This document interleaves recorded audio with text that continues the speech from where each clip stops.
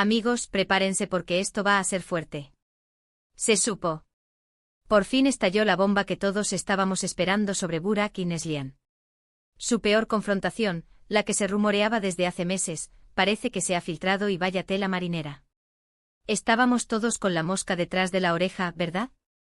Que si problemas, que si distancias, que si no se soportaban en el set de rodaje. Pero esto va más allá de un simple rifirrafe. Se habla de una bronca monumental, de palabras mayores que los han puesto a los dos al límite.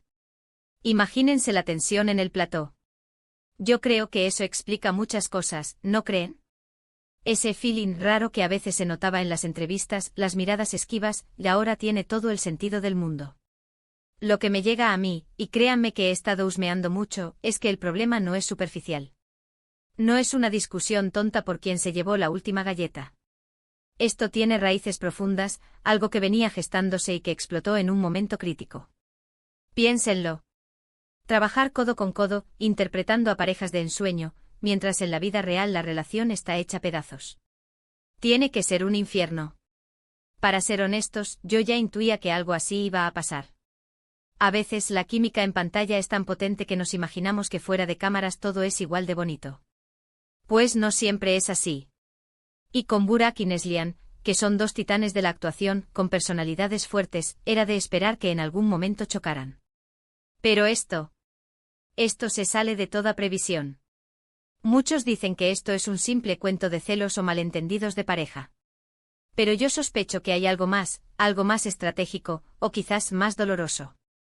¿Qué pasa cuando dos personas que han compartido tanto, que se han visto en las buenas y en las no tan buenas, llegan a un punto de no retorno?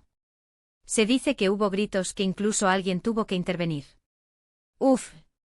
Solo de imaginarme la escena se me pone la piel de gallina.